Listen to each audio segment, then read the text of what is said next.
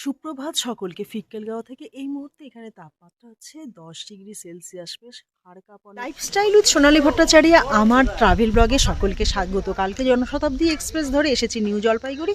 সেখান থেকে 80 কিলোমিটার দূরত্বে ফিক্কেলগাঁও রয়েছি ক্যাপচাকাইস হোমস্টেতে।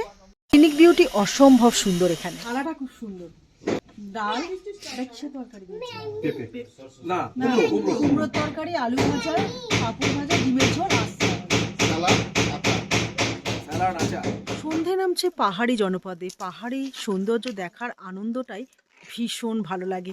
পাহাড়ের গায়ে মেঘের চলাচল, আইন দেবদারু অরণ্যের মাথায় মেঘেদের আনাগোনা, শেষ বিকেলের আলোয় ফিক্কেলগাঁওয়ের মনোমোহ রূপ বেশ সুন্দর লাগছে। সঙ্গে ঝিঝি পোকার ডাক, শান্ত নির্জন। সন্ধেবেলা চা আর গরম গরম পাকোড়া চলে এসছে। ওয়েদার এখানে 13, প্রচন্ড ঠান্ডা, তার মধ্যে গরম চা। আমরা জমিয়ে খেতে বসেছি। রাতের খাবারে ছিল রুটি, মিক্স ভেজ, পাতলা ঝোলের মুরগির মাংস। জনপ্রতি 1400 টাকা ছিল ঘর ভাড়া। সকালে চায় থেকে রাতের খাবার সবকিছুই কিন্তু থাকে হোমস্টেতে অ্যাভেলেবেল।